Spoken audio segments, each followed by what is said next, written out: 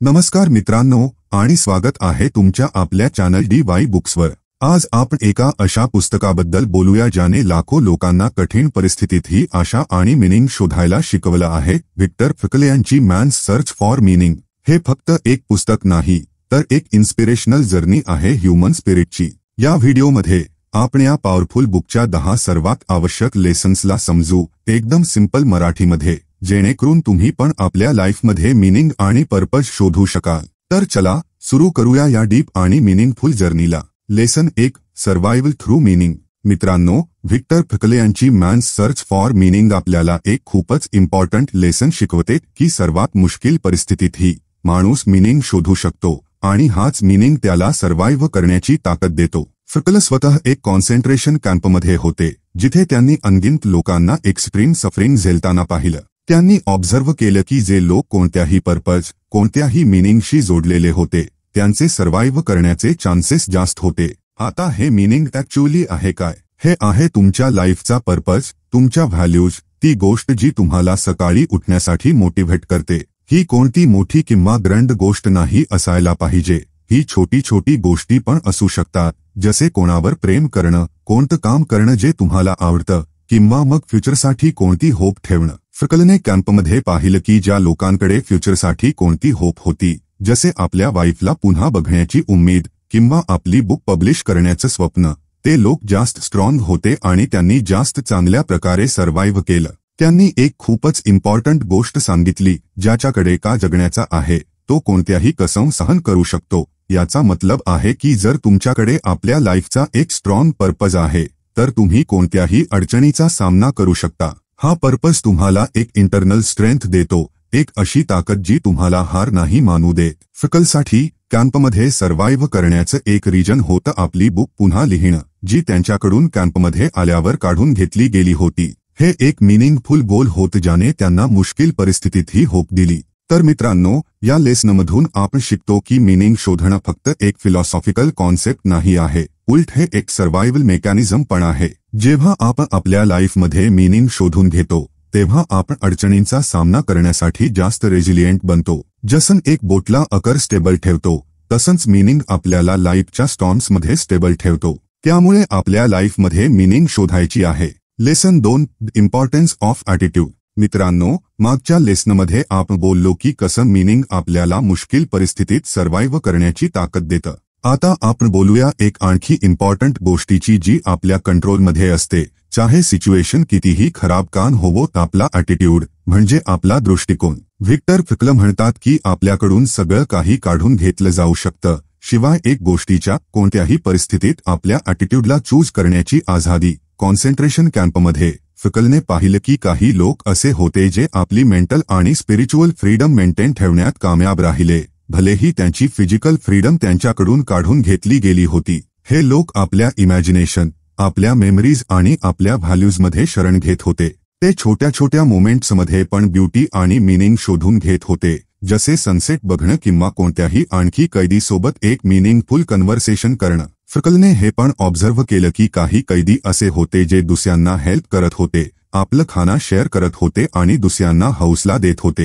हे दाखवतं की एक्स्ट्रीम डिफिकल्टीजमध्ये पण माणूस दुसऱ्यांसाठी काही करू शकतो आणि हीच गोष्ट त्याला एक सेन्स ऑफ पर्पज देते। फ्रंकल म्हणतात की हा आपला ॲटिट्यूड्स आहे जो डिसाईड करतो की आपण कोणत्याही सिच्युएशनला कसं एक्सपिरियन्स करू। आपण एकाच सिच्युएशनला निगेटिव्ह किंवा पॉझिटिव्ह तरीकेने बघू शकतो, ही आपली चॉईस आहे। त्यांनी एक खूपच पॉवरफुल स्टेटमेंट दिलं, जेव्हा आपण सिच्युएशनला चेंज नाही करू शकत तेव्हा आपल्याला स्वतःला चेंज करायचं असतं। याचा मतलब आहे की जेव्हा आपल्या कंट्रोलच्या बाहेरच्या गोष्टी असतात तेव्हा आपल्याला आपल्या ॲटिट्यूडला ॲडजस्ट करायचं असतं। आपल्याला हे डिसाईड करायचं असतं की आपण त्या सिच्युएशनला कसं रिस्पॉन्ड करू। हा लेसन आपल्याला शिकवतो की आपण आपल्या सर्कमस्टान्सेसचे व्हिक्टिम नाही आहोत, उलट आपण आपल्या रिस्पॉन्सचे आर्किटेक्ट आहोत। आपण हे चूज करू शकतो की आपण कोणत्याही सिच्युएशनला कसं बघू आणि कसं रिस्पॉन्ड करू। जसं एक कंपास नेहमी नॉर्थच्या दिशेने पॉइंट करतो, तसंच आपला ॲटिट्यूड आपल्याला योग्य डायरेक्शनमध्ये गाईड करू शकतो, चाहे रस्त्यात कितीही मुश्किले का होवो। त्यामुळे आपल्या ॲटिट्यूडला पॉझिटिव्ह आणि होपफुल ठेवणं खूप जरुरी आहे।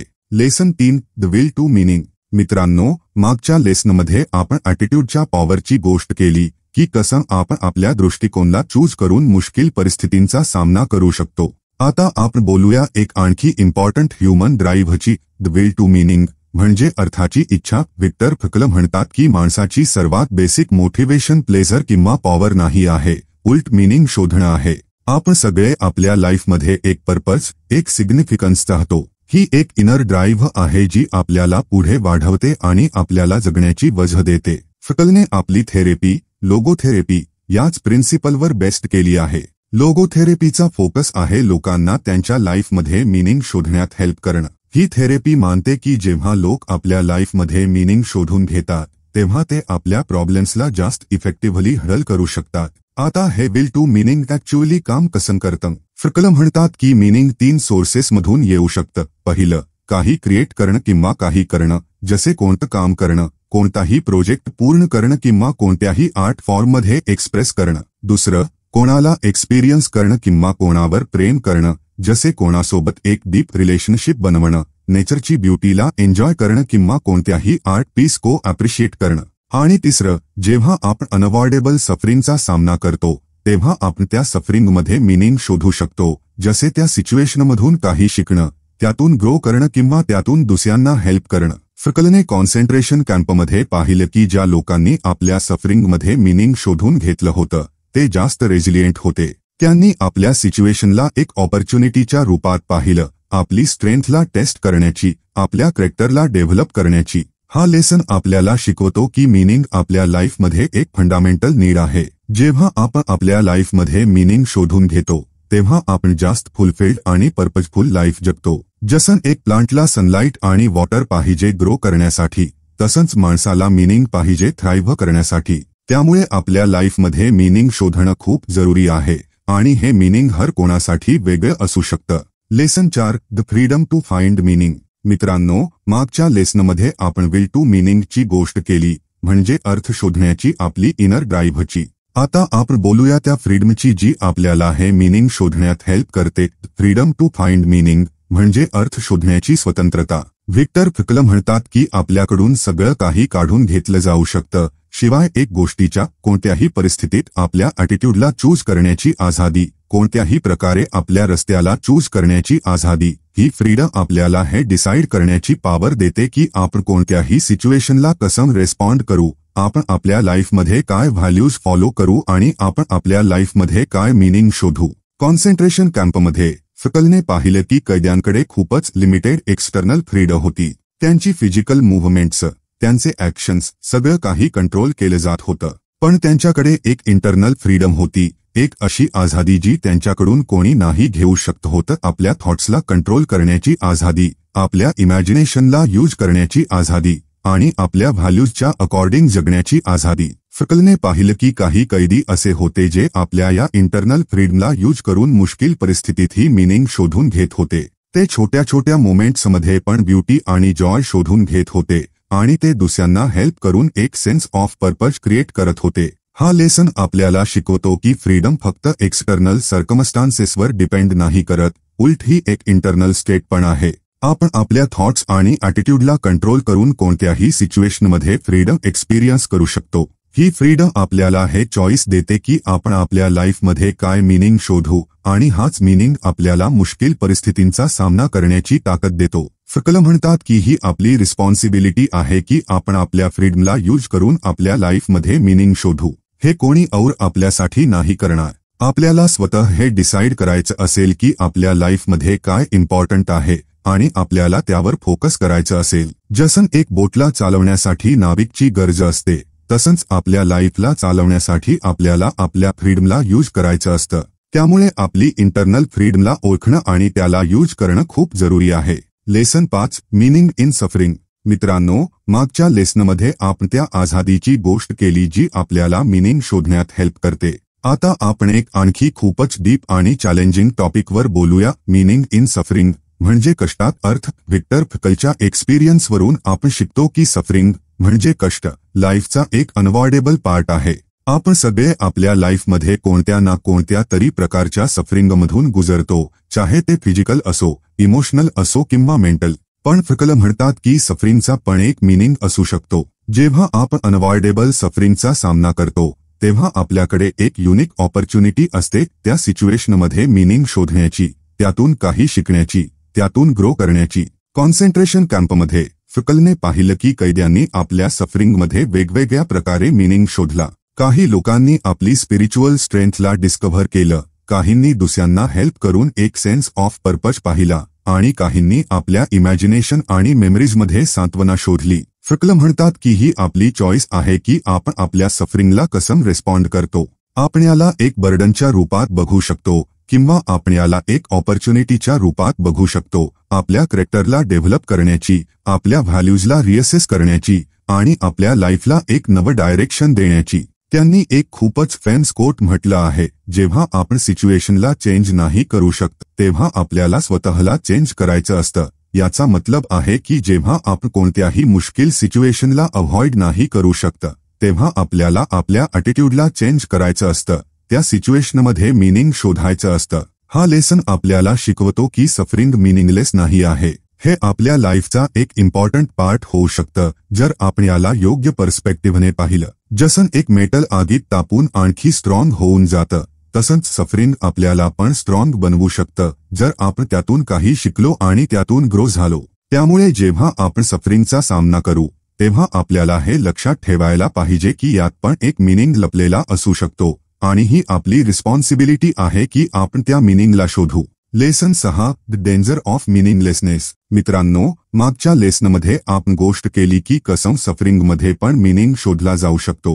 आता आपण बोलूया याच्या ऑपोजिटची, द डेंजर ऑफ मीनिंगलेसनेस म्हणजे अर्थहीनतेचा धोका.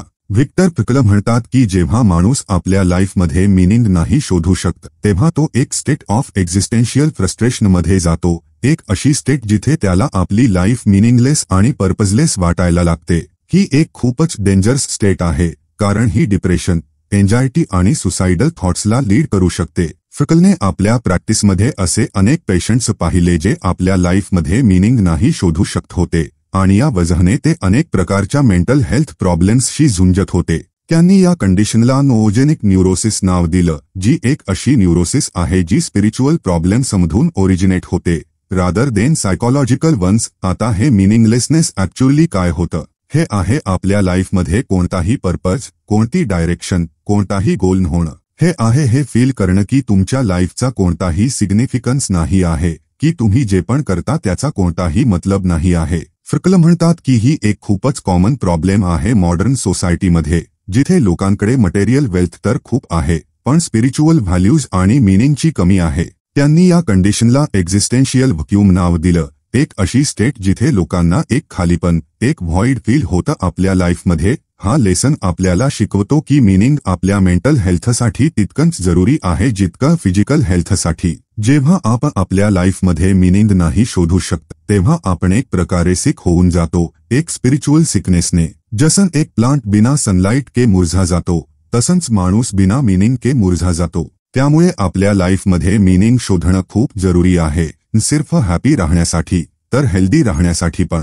आपल्याला आपल्या व्हॅल्यूजला आयडेंटिफाय करायला पाहिजे, आपल्या गोल्सला सेट करायला पाहिजे आणि आपल्या लाईफमध्ये एक पर्पज क्रिएट करायला पाहिजे. Lesson 7 the meaning of life is conditional. मित्रांनो, मागच्या लेसनमध्ये आपण पाहिलं की मीनिंगलेसनेस किती डेंजरस होऊ शकते. आता आपण एक आणखी इम्पॉर्टंट कॉन्सेप्टवर बोलूया, the meaning of life is conditional म्हणजे जीवनाचा अर्थ सशर्त आहे. व्हिक्टर फ्रिकल म्हणतात की लाईफचा कोणताही युनिव्हर्सल, प्रिडिटरमाइंड मीनिंग नसतो. उलट मीनिंग हर इंडिव्हिज्युअलसाठी, हर मोमेंटसाठी आणि हर सिच्युएशनसाठी वेगळा वेगळा असतो.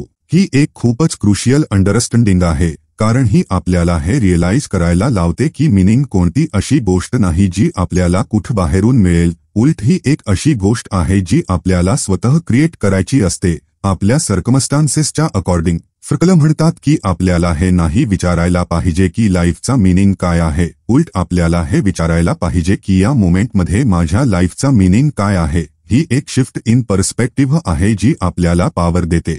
ही आपल्याला हे रिअलाइज करायला लावते की आपण आपल्या लाईफचे क्रिएटर आहोत, आपण आपल्या डेस्टिनीचे आर्किटेक्ट आहोत. कॉन्सन्ट्रेशन कॅम्पमध्ये फ्रिकलने पाहिलं की कैद्यांनी वेगवेगळ्या सिच्युएशन्समध्ये वेगळा वेगळा मीनिंग शोधला.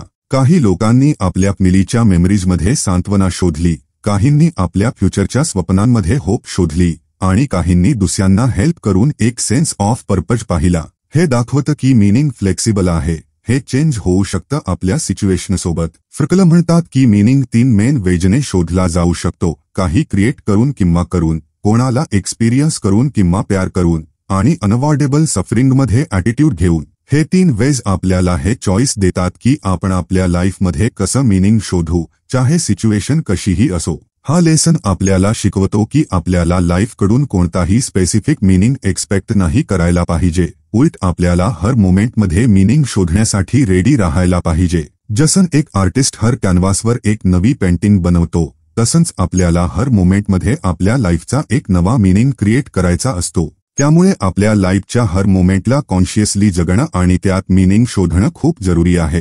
Lesson 8, the importance of responsibility. मित्रांनो, मागच्या लेसनमध्ये आपण पाहिलं की लाईफचा मीनिंग कंडिशनल असतो आणि हर मोमेंटसाठी वेगळा असू शकतो। आता आपण एक आणखी क्रुशियल कॉन्सेप्टवर बोलूया, द इम्पॉर्टन्स ऑफ रिस्पॉन्सिबिलिटी, म्हणजे उत्तरदायित्वाचे महत्त्व। व्हिक्टर फ्रकल म्हणतात की फ्रीडम आणि रिस्पॉन्सिबिलिटी एक नाण्याच्या 2 बाजू आहेत। जेव्हा आपल्याला फ्रीडम मिळते तेव्हा त्याच्यासोबत रिस्पॉन्सिबिलिटी पण येते। आपल्याला हे रिअलाइज करायचं असतं की आपण आपल्या लाईफसाठी, आपल्या ॲक्शन्ससाठी आणि आपल्या डिसिजन्ससाठी रिस्पॉन्सिबल आहोत। ही एक खूपच इम्पॉर्टंट रिअलायझेशन आहे, कारण ही आपल्याला व्हिक्टिम मेंटॅलिटीमधून बाहेर काढते आणि आपल्याला आपल्या लाईफचा कंट्रोल घेण्याची पॉवर देते। फ्रकल म्हणतात की लोगोथेरपीचा एक मेन गोल आहे लोकांना त्यांच्या रिस्पॉन्सिबिलिटीबद्दल अवेअर करणं। जेव्हा लोक हे समजून घेतात की ते आपल्या लाईफसाठी रिस्पॉन्सिबल आहेत, तेव्हा ते आपल्या प्रॉब्लेम्सला जास्त इफेक्टिव्हली हँडल करू शकतात आणि आपल्या लाईफमध्ये मीनिंग शोधू शकतात। आता ही रिस्पॉन्सिबिलिटी ॲक्च्युअली काय असते? हे एक्सेप्ट करणं की आपण आपल्या चॉईसेसच्या कॉन्सिक्वेन्सेससाठी रिस्पॉन्सिबल आहोत।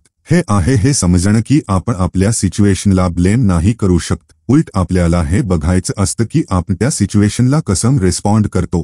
कॉन्सन्ट्रेशन कॅम्पमध्ये फ्रकलने पाहिलं की कैद्यांकडे खूपच लिमिटेड चॉईसेस होत्या, पण तरीही त्यांच्याकडे एक चॉईस होती, आपल्या ॲटिट्यूडला चूज करण्याची, आपली इनर फ्रीडम मेंटेन ठेवण्याची। हे दाखवतं की रिस्पॉन्सिबिलिटी फक्त एक्सटर्नल ॲक्शन्सपर्यंतच लिमिटेड नाही आहे, उलट ही इंटरनल ॲटिट्यूड आणि चॉईसेसवर पण अप्लाय होते। फ्रकल म्हणतात की हर सिच्युएशन आपल्याला एक युनिक क्वेश्चन प्रेझेंट करते आणि आपली रिस्पॉन्सिबिलिटी आहे की आपण त्या क्वेश्चनचा सही आन्सर देऊ, आपल्या व्हॅल्यूज आणि आपल्या कॉन्शियन्सच्या अकॉर्डिंग। हा लेसन आपल्याला शिकवतो की आपण आपल्या लाईफचे पॅसिव्ह ऑब्झर्व्हर नाही आहोत, उलट ॲक्टिव्ह पार्टिसिपेंट्स आहोत। आपण आपल्या चॉईसेसने आपल्या लाईफला शेप देतो आणि आपल्याला आपल्या चॉईसेसची रिस्पॉन्सिबिलिटी घ्यायला पाहिजे। जसं एक कॅप्टन आपल्या शिपसाठी रिस्पॉन्सिबल असतो, तसंच आपण आपल्या लाईफसाठी रिस्पॉन्सिबल आहोत। त्यामुळे आपली रिस्पॉन्सिबिलिटीला एक्सेप्ट करणं आणि आपल्या लाईफचा कंट्रोल घेणं खूप जरुरी आहे। Lesson 9, super meaning. मित्रांनो, मागच्या लेसनमध्ये आपण रिस्पॉन्सिबिलिटीच्या महत्त्वावर चर्चा केली। आता आपण एक अशा कॉन्सेप्टवर बोलूया जो थोडा फिलॉसॉफिकल आहे, पण खूपच इन्स्पायरिंग आहे, सुपर मीनिंग म्हणजे अतिअर्थ। व्हिक्टर फ्रकल म्हणतात की लाईफचा मीनिंग कंडिशनल असतो, हर मोमेंटसाठी वेगळा असतो, पण एक अल्टिमेट मीनिंग पण असतो जो आपल्या ह्यूमन अंडरस्टँडिंगच्या परे आहे। यालाच ते सुपर मीनिंग म्हणतात। हे एक असं मीनिंग आहे जे आपल्याला तेव्हा पण होप देत जेव्हा आपल्याला आपल्या सिच्युएशनमध्ये कोणताही मीनिंग नजर नाही येत। हे एक असं बिलीफ आहे की आपल्या लाईफचा एक हायर पर्पज आहे, भलेही आपण त्याला पूर्णपणे समजून सकू। फ्रकल म्हणतात की हे सुपर मीनिंग रिलीजन किंवा स्पिरिच्युअलिटीशी जोडलेलं असू शकतं, पण हे जरुरी नाही आहे। हे एक जनरल बिलीफ पण असू शकतं की युनिव्हर्स एक मीनिंगफुल प्लेस आहे आणि आपल्या लाईफचा पण एक सिग्निफिकन्स आहे। आता हे सुपर मीनिंग ॲक्च्युअली काम कसं करतं? जेव्हा आपण मुश्किल परिस्थितींचा सामना करतो आणि आपल्याला आपल्या सिच्युएशनमध्ये कोणताही मीनिंग नजर नाही येत, तेव्हा आपण या सुपर मीनिंगमध्ये विश्वास ठेवून सांत्वना आणि होप पाहू शकतो। हे आपल्याला हे रिअलाइज करायला लावतं की आपली सफरिंग व्यर्थ नाही आहे, उलट याचा पण एक हायर पर्पज असू शकतो, भलेही आपण त्याला आत्ता समजू सकू। कॉन्सन्ट्रेशन कॅम्पमध्ये फ्रकलने पाहिलं की काही कैदी असे होते ज्यांचा रिलीजनमध्ये खूप स्ट्रॉंग फेथ होता आणि हा फेथ त्यांना एक्स्ट्रीम सफरिंगमध्ये पण होप देत होता। हे दाखवतं की सुपर मीनिंग आपल्याला मुश्किल परिस्थितीत एक इंटरनल स्ट्रेंथ आणि रेजिलियन्स प्रोव्हाइड करू शकतं। फ्रकल म्हणतात की हे सुपर मीनिंग आपल्याला हे पण शिकवतं की आपल्याला आपल्या लाईफच्या हर मोमेंटला फुल्लई जगायला पाहिजे, कारण हर मोमेंट एक युनिक ऑपॉर्च्युनिटी आहे, एक मीनिंगफुल एक्सपिरियन्सची ऑपॉर्च्युनिटी। हा लेसन आपल्याला शिकवतो की आपल्याला फक्त आपल्या इमिडिएट सर्कमस्टान्सेसवर फोकस नाही करायला पाहिजे, उलट एक ब्रॉडर पर्स्पेक्टिव्ह ठेवायला पाहिजे. एक असा पर्स्पेक्टिव्ह जो आपल्याला हे रिअलाइज करायला लावे की आपल्या लाईफचा एक हायर पर्पज आहे, एक असा मीनिंग जो आपल्या अंडरस्टँडिंगच्या परे आहे. जसं एक मॅप आपल्याला आपल्या डेस्टिनेशनपर्यंत गाईड करतो, तसंच सुपरमिनिंग आपल्याला लाईफच्या जर्नीमध्ये गाईड करू शकतं, भलेही आपण त्या जर्नीचा पूर्ण मिनिंग समजू शकू. त्यामुळे सुपरमिनिंगमध्ये विश्वास ठेवणं आपल्याला होप आणि इन्स्पिरेशन देऊ शकतं. Lesson 10, the transitoriness of life. मित्रांनो, मागच्या लेसनमध्ये आपण सुपरमिनिंगची गोष्ट केली, एक अशा अल्टिमेट मिनिंगची जी आपल्या अंडरस्टँडिंगच्या परे आहे. आता आपण एक आणखी इम्पॉर्टंट ॲस्पेक्टवर बोलूया जो मिनिंग आणि सफरिंगशी क्लोजली रिलेटेड आहे, द ट्रान्झिटरीनेस ऑफ लाईफ, म्हणजे जीवनाची क्षणभंगुरता. व्हिक्टर फ्रंकल म्हणतात की लाईफ परमनंट नाही आहे, ही एक फ्लो आहे, एक कंटिन्युअस चेंज आहे.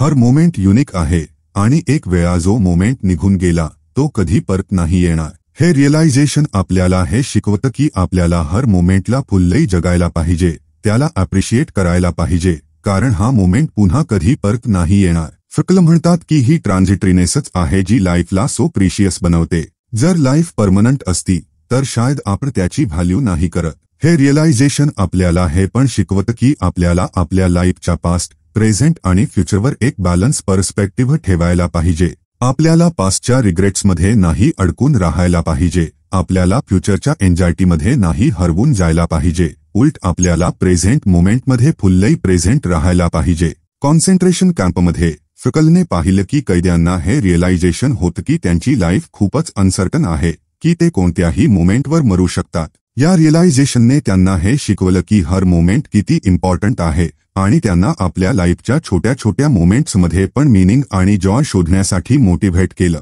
फ्रंकल म्हणतात की ही ट्रान्झिटरीनेस आपल्याला हे पण शिकवते की आपल्याला आपली रिस्पॉन्सिबिलिटीला एक्सेप्ट करायला पाहिजे आणि आपल्या लाईफमध्ये मीनिंग क्रिएट करायला पाहिजे, कारण आपल्याकडे जास्त टाइम नाही आहे. आपल्याला आपल्या टॅलेंट्सना यूज करायला पाहिजे, आपल्या क्षणना फॉलो करायला पाहिजे आणि आपल्या लाईफला एक मीनिंगफुल कॉन्ट्रीब्युशन द्यायला पाहिजे. हा लेसन आपल्याला शिकवतो की लाईफ एक जर्नी आहे, एक एक्सपिरियन्स आहे आणि आपल्याला या जर्नीला फुल्ली एन्जॉय करायला पाहिजे, हर अप्स अँड डाऊन्सच्या सोबत. जसं एक रिव्हर लगातार वाहत राहते तसंच लाईफ पण लगातार चालत राहते आणि आपल्याला या फ्लोच्या सोबत अलाइन करायला पाहिजे. त्यामुळे हर मोमेंटला कॉन्शियसली जगणं, त्याला अप्रिशिएट करणं आणि त्यात मीनिंग शोधणं खूप जरुरी आहे. हाच आहे जीवनाच्या क्षणभंगुरतेचा सार. तर मित्रांनो, हे होते व्हिक्टर फ्रंकल यांच्या मॅन्स सर्च फॉर मीनिंगचे 10 पॉवरफुल लेसन्स. आपण पाहिले की कसं मीनिंग, ॲटिट्यूड, रिस्पॉन्सिबिलिटी आणि लाईफची ट्रान्झिटरीनेस यांसारखे कॉन्सेप्ट्स आपल्याला मुश्किल परिस्थितीतही होप आणि पर्पज शोधण्यात हेल्प करू शकतात. हे फक्त एका पुस्तकाची समरी नाही आहे, तर एक गाईड आहे मीनिंगफुल लाईफ जगण्याची. आशा आहे तुम्हाला हा व्हिडिओ आवडला असेल. जर आवडला असेल तर लाईक, शेअर आणि सबस्क्राईब जरूर करा आणि कमेंटमध्ये सांगा की तुम्हाला कोणता लेसन सर्वात जास्त इन्स्पायरिंग वाटला. भेटूया पुढच्या व्हिडिओमध्ये. तोपर्यंत आपल्या लाईफचा मीनिंग शोधत राहा.